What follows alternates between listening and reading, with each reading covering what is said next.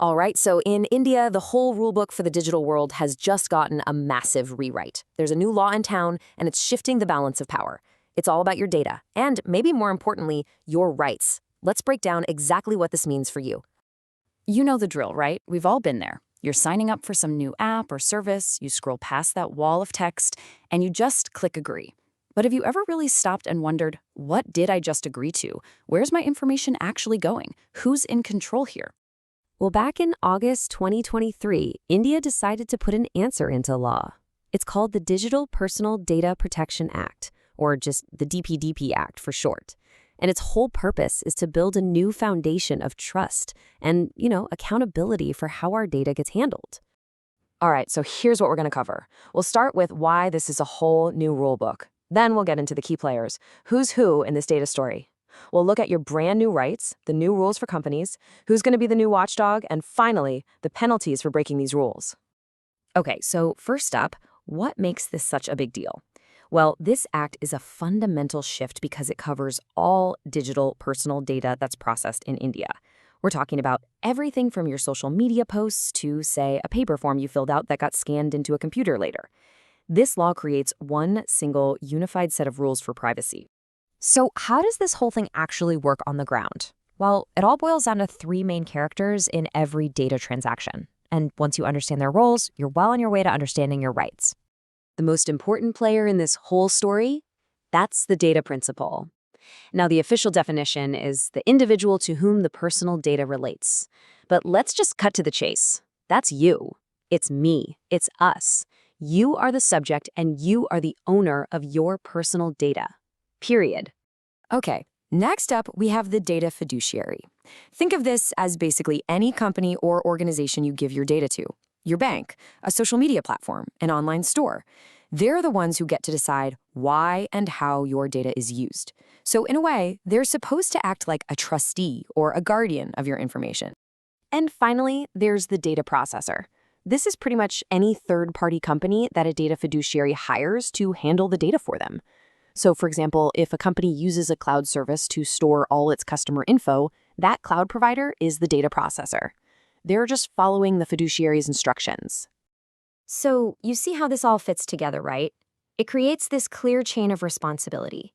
You, the principal, are the owner. The company, the fiduciary, decides what to do with it and is ultimately responsible.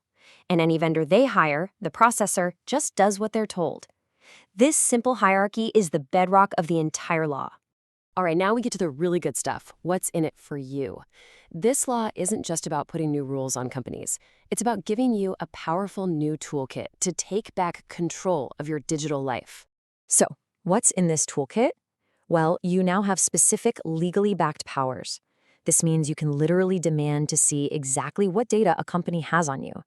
If any of it's wrong, you have the right to get it corrected or even erased completely. You've also got a formal right to have your complaints addressed, and you can even nominate someone to manage these rights for you if you can't. And hey, don't just take my word for it. Look at this quote from the Act itself. This is where the power really shows. It establishes what many people call the right to be forgotten. What it means is, if you pull your permission, a company has to delete your data unless some other law says they absolutely must keep it. Okay, let's flip the script for a second. We've talked about your rights. Now, what about the new rules for companies? Well, at the very heart of all their new obligations is one single powerful idea: your consent. See, under this new law, consent isn't just some vague term you can hide in the fine print anymore. For it to be legit, it has to be free, specific, informed, and totally unambiguous. And this is the kicker. It needs a clear affirmative action. That means those annoying pre-checked boxes are out. You have to actively say yes. Okay, that sounds great on paper. But what does unambiguous consent actually look like in the real world? How does the law stop companies from just bundling a bunch of unrelated requests into one big I agree button? The Act itself gives us a perfect example. Let's say you download a telemedicine app. It makes sense for them to ask for your consent to process your health data, to, provide medical services. That's valid.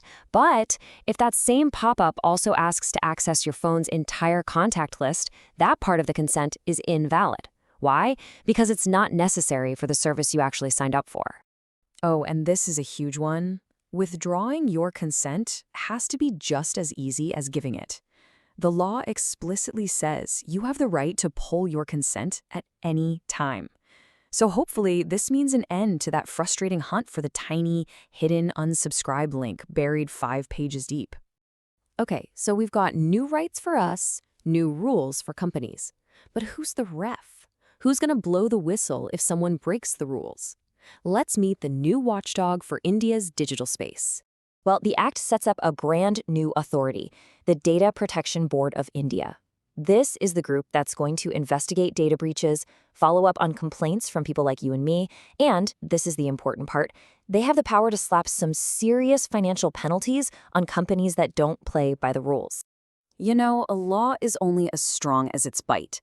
So for our last section, let's talk about the penalties. Because this law has some serious teeth.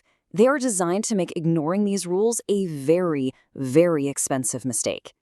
Okay, let's just start at the very top. If a company fails to put reasonable security measures in place to stop a data breach, the maximum penalty is a staggering 250 crore rupees.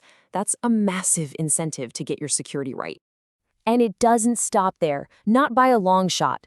If a company does have a breach and then fails to tell the board and its users about it, they could be looking at another penalty of up to 200 crore rupees. Hiding a breach is not an option anymore. So when you look at this penalty structure, the message from the government is crystal clear. There are huge financial consequences for messing up on security, on breach notifications, and especially on protecting children's data. And look, it's not just on the companies. Even users can be fined for things like filing false complaints. It makes data protection a serious, shared responsibility. So, at the end of the day, the DPDP Act is more than just a document. It's a whole new framework for data in India, and it completely rebalances the power between us as individuals and the companies that want our data. It puts our rights and their responsibilities down in black and white, which leaves us with one final big question to think about. With these new rules in place, will our digital identity finally truly belong to us?